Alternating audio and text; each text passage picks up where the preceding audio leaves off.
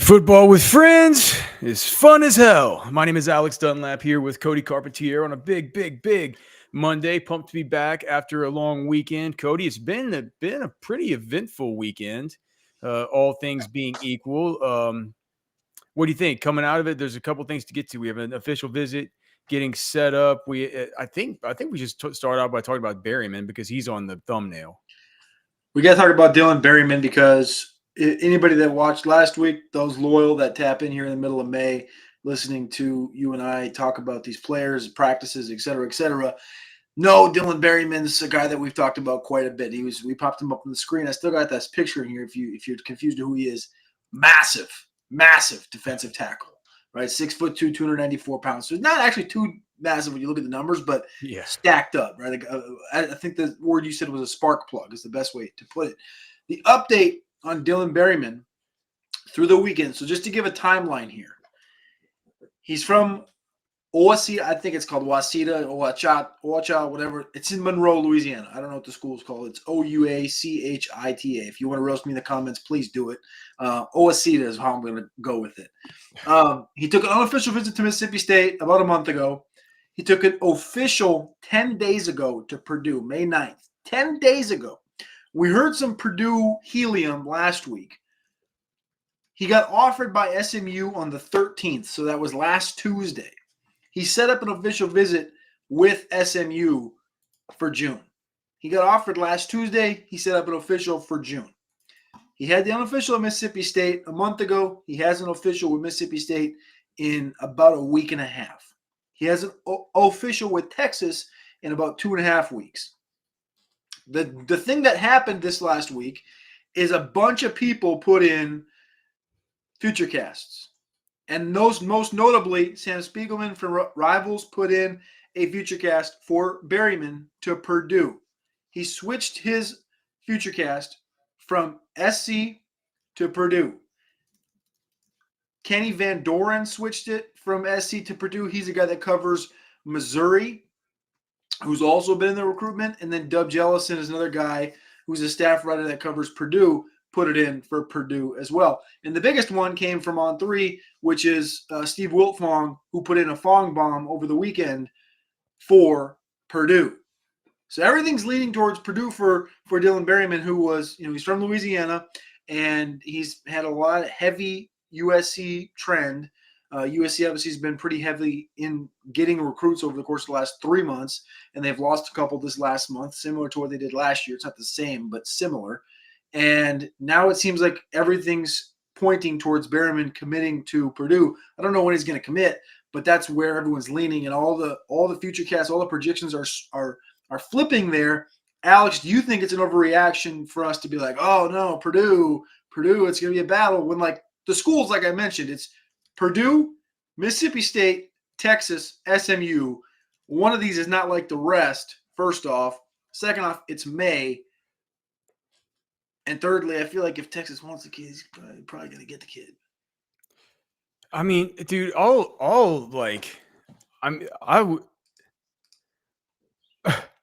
since when is Texas going to lose a recruiting battle with Purdue? They're going head to head with Purdue and Mississippi State. I mean, it's not.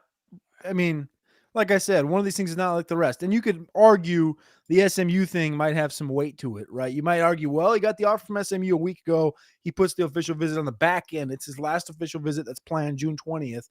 You can say, all right, well, SMU's been, they've been fishing in the LSU pond. They've been fishing in the Oklahoma pond. It wouldn't shock you to see them come up in battle. But Purdue and Mississippi State? Well, yeah. I mean, here, like I said, like SMU during this weird time that we're going to have right now, I think SMU is like taking full advantage of just throwing around the money, going and stealing the LSU guys. It's like if they could do that to LSU, I think they could, it wouldn't be completely out of the question to do it to Texas. My thing is, dude, Steve Wiltfong is actually really good with his predictions. Yep. And for him to say that, I was just like, dude, all right. So Berryman goes up there. He goes to Purdue. He visits. I'm like, he talks all about it. I'm like, this is prisoner of the moment stuff. These guys go to these guys go to places, and I've seen it even. I've seen it even. It happens when players come to Texas and stuff sometimes too. They leave here like flying so high, and and you feel like they might commit, right? That and they don't, and things cool back down, and they go visit other schools, but they keep them in the top 5 and all that. And I get it, but what does Purdue have to sell? I like if Texas and also what does it mean for how Texas views him? And you What do know you what I mean? mean? Well, it's like how could there ever be a head-to-head recruiting loss to Purdue if you're Texas Well, and you really want the player? I think well, here's the interesting thing is that he's the number 10 ranked defensive tackle in America. He's not number 37. Yeah. He's number 10. He's number 168 in the country. He's top 200. He's a 5'9". He's a middle 4-star.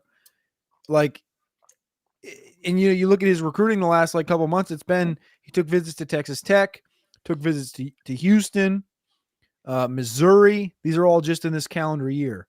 He got an offer from Ole Miss in January.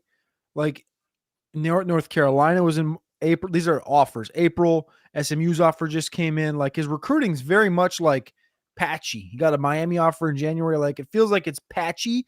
Maybe it hasn't quite caught on yet. I don't know.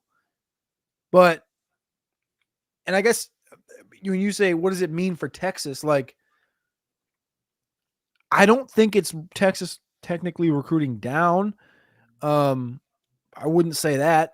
It's weird because it feels like a lot of teams maybe aren't in the race. And I don't know if that's due to him saying, I don't want to travel. I mean, you can kind of look at the map. Like, I don't know what the connection is, but like he's in Louisiana, right? Mississippi's right here. Texas is right here. SMU's right here. Purdue's right here. But it's not right here. It's like way up here. That's what I'm saying. It's like, boom, Mississippi State, Texas, SMU, Purdue.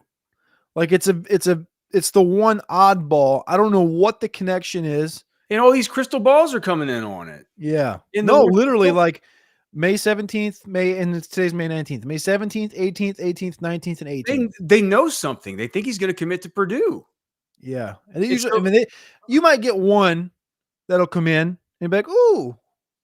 But when you get 5 in like a 48-hour period, they're like, dude, do you not realize that Texas just pulled Purdue's best defensive tackle because the guy wanted to move up?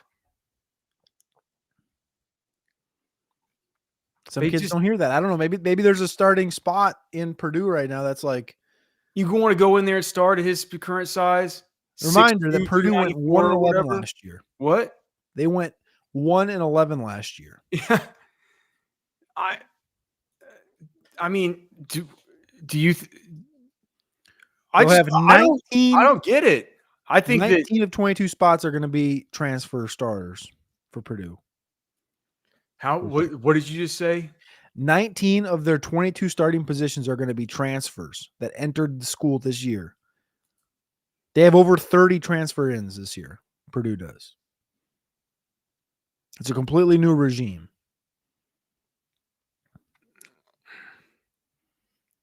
Could it have to do with them just getting in maybe a new coach saying you're going to be the foundation piece that we build around?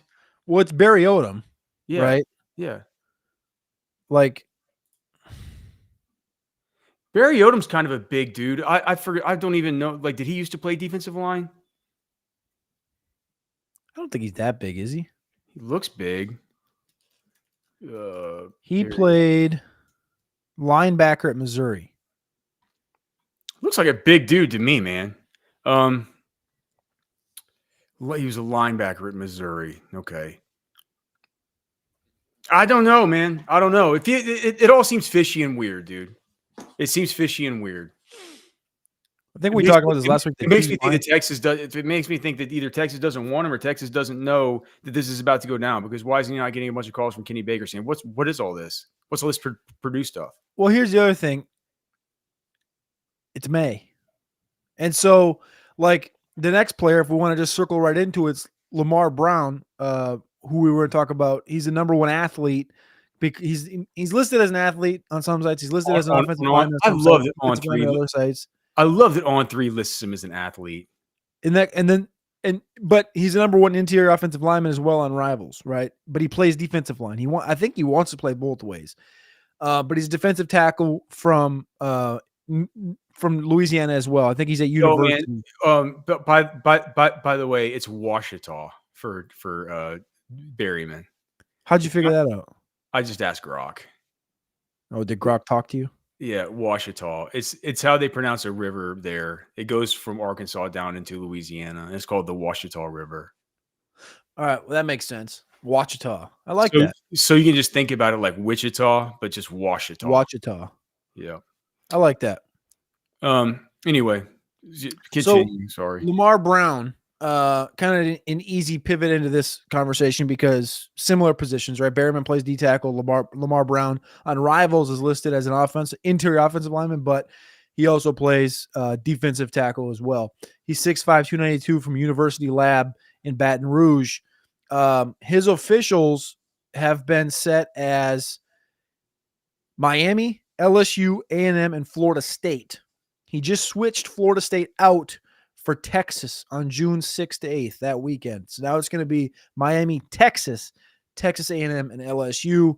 The heavier lean for the conversation I've seen from Jason and from the Behind Enemy Lines stuff I've done, every time I'm on that Texas A&M site, it's always like they kind of expect this kid to be an Aggie, Lamar Brown. He's the number one interior, but they also expect a lot of players to be Aggies. So just take that with nothing. So, or for what it is. Anyways, he sets up an official visit this week with Texas for June, and kind of the same boat. And I'm going to ask you this question because Berryman, if he commits in the next week, whatever, right? It's May. Say he commits. Let's say Lamar Brown, and the reason I'm going to ask it this way is because there was a comment like on our OB chat when he set up his official, and it's like, well, it feels like it's a little bit too late. They're going to try, but it's a little bit too late. And my first thought was, how come all I've ever heard is the recruiting doesn't get heavy until the season gets here for Texas, right? It doesn't really get picked up. Remember, Jonah Williams didn't take his official visit until the season, right? Phil Simay was like in the October, November before he took his official visit. Like, I guess the coupled thing together, it's kind of a sideways, not really a question, sideways thought is, one, I don't think it's too late for Lamar Brown. And two, even if Berryman commits to Purdue, you still got 6 months to flip the kid. And if Purdue goes 1-11 or 2-10 again, and you're back in the semifinals of the national championship, like I know he's going to have to sign before that, but you can predict. What is your thoughts on Lamar Brown? Is it a little bit too late? And also Berryman, if he commits in the next week, the ship's not going to sail. Well, what does Berryman have to do with it? I'm just saying together, like Berryman, if he commits in the next week, we're not just going to say we're done with it, right? Same where like Lamar Brown, like he might have just set up an official. Wait, are you viewing Lamar Brown as a possible defensive player for Texas? He wants to play both ways. Well, he's not going to. Well, he wants to. Okay, Travis, they told Travis he wasn't going either. I want one of those awesome new Broncos with the sick trim package. Yes. So it's like, but that isn't happening. They cost like $90,000, which is more than I'd ever pay for. I wouldn't pay it out of principle. But it's like there's just some things that aren't going to happen, and you're not going to have a two-way offensive line / defensive line player in college. Well, why is Lee Allen Clark recruiting him then? Because he wants him to play guard at Texas. Lee Allen Clark is a defensive line coach. But he's just a recruiter though, and he's also the edge coach. It's like he's not going to play edge. Here's the thing, dude. Whenever I watch Lamar Brown, here's what he is, and here's why was such a sick guard prospect. He's the most glaring example of this that I've ever seen in my life, as far as a high school prospect. he's an offensive lineman that has the mentality of a mean SOB defensive lineman. Yep. And you just don't see it much. I can't think of the last guy that I saw like Quentin this. Nelson. That is that. Yeah, Quentin Nelson's kind of like that. That's a good point. Somebody that is just Richie so Incognito. yeah, he's another good example. Maybe he didn't turn out to be any good, but Trevor Penning for the Saints. Penning, yep. This kind of player where it's just like everything is so intentionally violent, a little bit more chaotic in his movements than he might need to be. Certainly more just this over aggressive sort of style of play that you see typically from these just awesome hand fighting 3 techniques and these I'm trying to think of one that kind of like how Ed Oliver was whenever he was coming out of high school, and then even in college down at Houston. You see it in him. If you haven't watched his huddle, I would just recommend, if you're watching this, go watch his huddle. You can watch the sophomore or the junior one. They're both equally as impressive. It's almost too over the top. He's not going to be able to play like that in college, where you can't just drive guys 30 yards down the field and pancake them and stand on top of them. It's just like you're going to get for one, I don't think you're going to be able to do that to the competition. But for two, I think you're going to get flagged for it. But just that mentality, you see it, and I think it's a unique thing. And I don't think he's as good on defense as he is on offense. When he could channel that mentality and he could play on offense, move him inside to guard, he's gonna be a really good one, dude. If I was a Texas fan, I'd be tilted if A&M got that guy. If you were in on him and A&M got that guy, you'd be like, dude, A&M just got one mean SOB, dude. They got one dude that wants it bad. It's like you can't see, like, and he's good. I would never play that guy at defensive line. Never. You just said he's mean. You just said he's got the mindset of a defensive lineman. Yeah, but dude, there's nothing I like more than like a mean SOB guard with the mindset of a defensive lineman. I don't think he's as good on defense as he is on offense. Do you think he's as good on defense as he's on offense? He's just not. No, but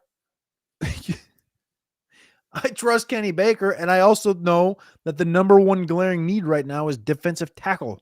He's going to say that he wants to play defense because he thinks like a defensive player. I can just tell. Okay, so you're telling me he can't play guard full time and then give you 10, 12 snaps a game on defense?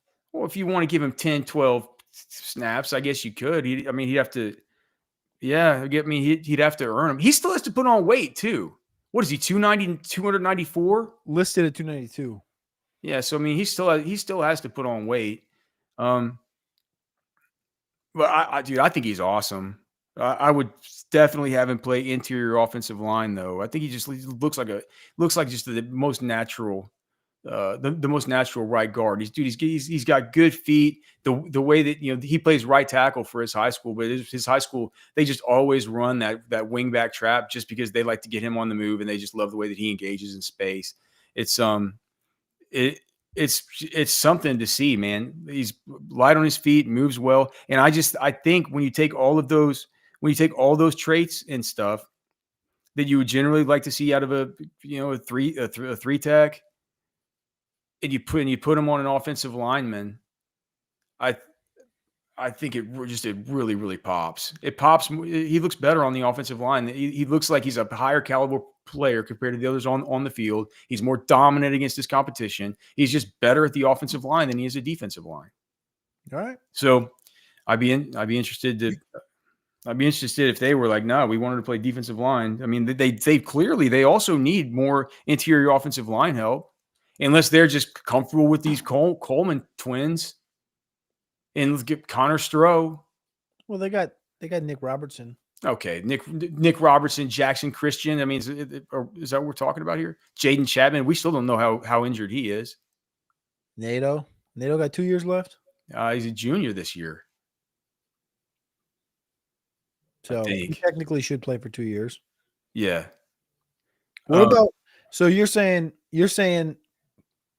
potentially Lamar Brown playing right guard against Dylan Berryman spring 2026. I mean, I would certainly like it. It's definitely a lot of beef. And look, Texas Beef Traders is the only place that you need to go to get your beef. You know, you get 10% off at Texas Beef Traders when you told me you heard about them here on Football with Friends. And Cody, I think the word's starting to get out. More and more people that I talk to or said, like, I tell them about Texas Beef Traders, like, oh man, I've been to Texas Beef Traders. I've been in there. Like, I go all the time. Like, I know Darren. And it's just good that they're finally, I was like, gosh, man, I keep talking and talking and talking about the place. And I wonder if it's working, but Darren says it is. The business is good and stuff. And it's just super easy to tell why. It's the beef. It's not like there's that much to it. It's fun to go in there and see Darren and to have him pour you a glass of wine and ask you like he does every time I go in there. Show up with my kids. It's always, what do you want me to cook for you? You want to cook something up? Do you want what do you want? Kids, do you want a soda? Whatever. Alex, do you want a beer? Right? Sit down, talk Longhorns with them, talk whatever you want with them. That's all great, right? They're all back there cooking up food, having a great time. It's wonderful. It's part of the experience. I always tell you, go into Texas Beef Traders, just go in and hang out and just see. There's going to be other people in there hanging out. It'll feel kind of like you're at a bar with friendly people. That's kind of how it is every night there. But if the beef wasn't good, I hate to say it, but you can be as cool as Darren is, and it wouldn't matter if the beef was bad or if it was just regular. It's truly, truly amazing. No vaccines, no antibiotics, no cockamamie shots. We're hearing more and more and more about how about this GMO feed, right? Where some places are some of these big food lots where you get your beef, they're having to use this GMO feed because do you know about this, Cody? That certain people, they have to use corn and stuff that has DNA in it to where it can accept Roundup in this, like in the Monsanto stuff. And so they have to use this kind of it's a genetically modified kind of corn, right? To where it's made with the stuff to make it be able to accept Roundup and be able to take it and stuff and they're feeding the cows this stuff, and the cows take Round. What the? Do you know what I'm talking about? I'm genetically modified corn. Yeah. Are you saying? I'm so confused. Yeah, that they feed to the cows. You're not getting any of that stuff when you do. You don't want to mess with that, man. Go get some clean protein in you. No vaccines, no antibiotics, no shots, no steroids, nothing like that. No hormones. Just bovine nutritionists, delicious steaks. Go get all that stuff right over at Texas Beef Traders. Get 10% off whenever you tell them that you heard about them right here on Football with Friends.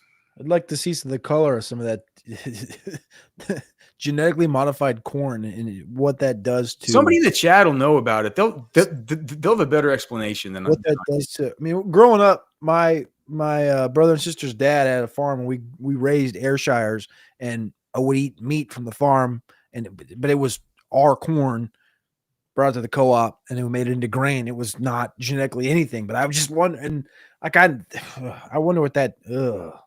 I'll look at it. I was talking to somebody about it at my buddy's ranch this weekend, and so it's kind of a little bit hazy between all the ranch waters.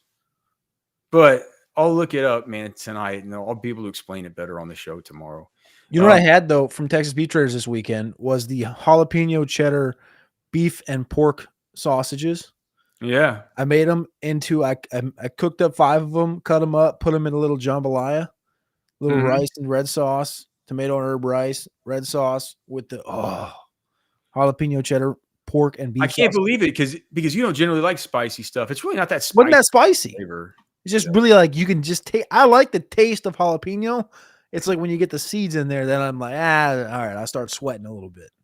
Yeah. Okay. So we have some people here with some questions. Sailor Joe is asking, when's the soonest incoming transfers start practicing? Hope they mesh well. So they can start when everybody else starts on June 2nd. But they can get together for now that's not practice. You can't put on pads, right? But they'll be working out with the rest of the guys. We're talking about the Levon Johnsons, the Murad Watsons, the Emmett Mosleys, these types of players. They can and also the summer enrollees, who I believe at this point, since Grayson Littleton was there for the spring, I think is just the Coleman brothers and Nick Townsend. So, yeah, but so it's starting to be this where everybody's going to start graduating early nowadays. I don't know how they're doing it. I don't think I could back when I was in school. Let's see. We have Vivek B saying, man, I wonder why we took Max Wright. We have so many better prospects on the board. Well, that's the thing, Vivek B. I've come around a little bit on Max Wright. I didn't think at first, I'm like, trust Kyle Flood. To some degree, I sort of still am. But I look around and I say, like, man, all of a sudden between he's not Andrew Thomas. What's his name out there in Arizona? Aaron Thomas. Oh, the high school kid. Yeah, Aaron Thomas. Between Aaron Thomas and Crimpin and Turntine and now Lamar Brown and then the other, oh gosh, what's the other guy? Gobisho or no, Robeson. What's his name, man? He's from you got my brain in a tizzy with the directions you're going right now. I'm talking about 2026 offensive line. Roseboro.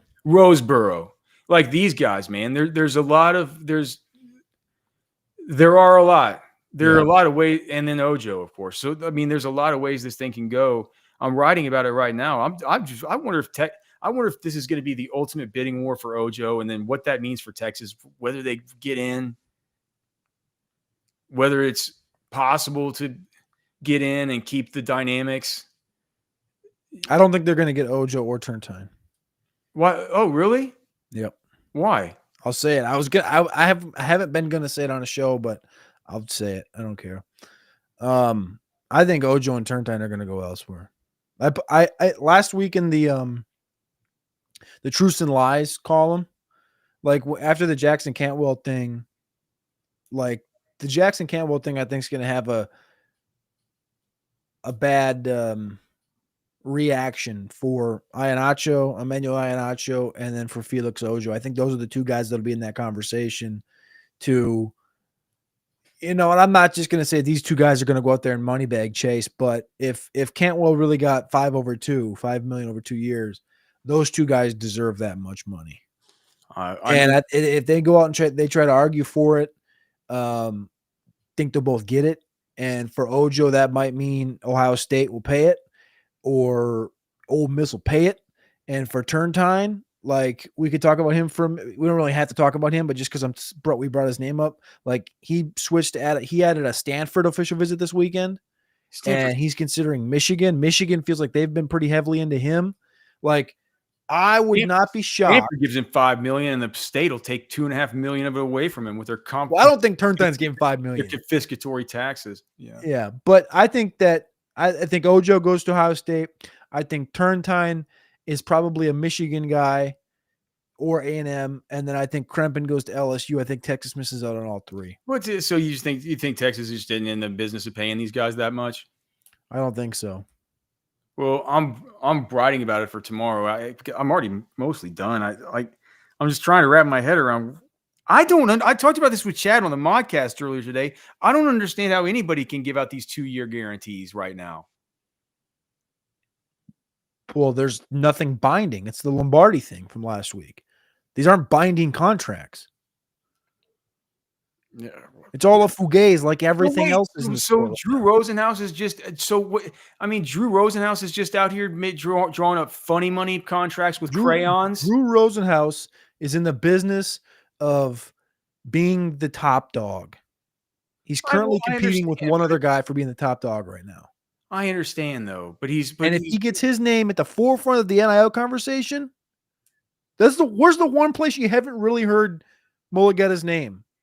You haven't really heard it that heavily into like Well, he certainly has college clients. correct, but you haven't like heard it like on ESPN, Of like, oh, which there are Sean many. Watson, $500,000, right? You haven't heard that quite with the mulligan. Rosenhaus has put his name at the forefront with, even though this is an offensive tackle. What I'm saying is he's competing in that business. It's not always about the kid actually got. Yes, the kid got that. The kid got a If signing you're putting bonus. your name out on the forefront with the business, what do you do? What do you do if you walk in with put a clown nose on your face? Walk in with the little dry erase little kitty markers and draw up a stupid little contract that doesn't mean That's not what I'm anything. Like saying. some little coupon That's that not your what I'm kid saying. gives you for Christmas you can redeem anytime you want for them to do the dishes. It's like it's not like I understand. That's not what I'm saying. I'm saying Rosenhaus goes out there and gets a 2-year, $5 million deal for Cantwell, right? For an offensive lineman. But it's not real. But if he got a $1.5 million signing bonus, why did Manuel Pregnon go to Oregon? Because he got paid in 2 lump sums. Texas was going to pay him across multiple sums. Right? If they're going to give him one, again, hypothetical, they're going to give him 1.15 today. Right? And then he's going to get paid when the season starts. And then let's say next year, that money is whatever that money is going to be. But he's guaranteed 2.5 this year per se. Right? What that's going to do for Cantwell, that's going to put 2.5 in his pocket. And that's going to put Rosenhaus's name at the top of the conversation. So then Ojo and Iheanacho and these other guys in the same class, Lamar Brown potentially, these offensive linemen are going to go, well, he just got an offensive lineman paid that much money? I'm going to go hire Rosenhaus. And Rosenhaus is going to go fight and say, well, now Cantwell's number 3 on your site. Ojo's 1. Pay Ojo.